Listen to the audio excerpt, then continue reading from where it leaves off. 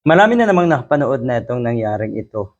Makikita natin 'yan sa social media at totoo na 'pag karma na talaga ang dumali sa'yo, naku hindi ka na makakaligtas.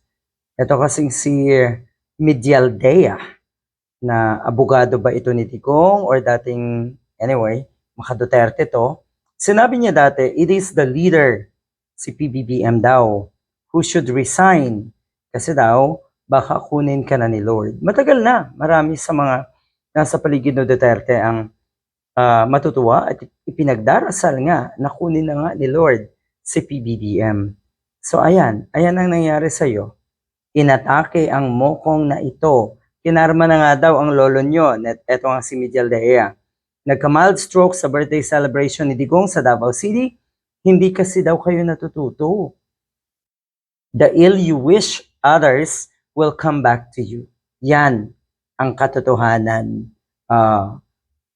Meron na naman daw po unang lunas. Safe na.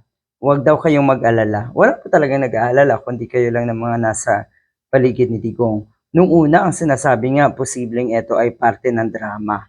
Kasi itong si Medialdea, mahilig din to sa drama. Remember, nung nasa The Hague, may kung ano-anong drama rin itong litsugas na ito eh. May kung ano-anong drama na rin. Oh, you know how karma works.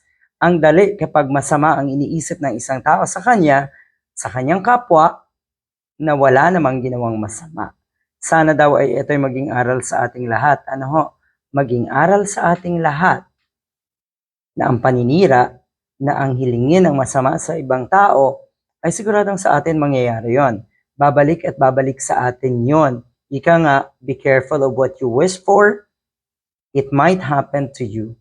O ayan, karma. Ang dami ngayon na mga nasa paligid natin si Medialdea na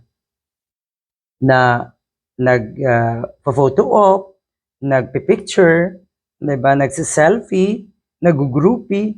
Wow! Diyan kayo sanay na sanay. So ito na siguro yung parte ng eksenang ito na may paawa na. At kuno ay may pagkakaisa kayo. Kayo lang.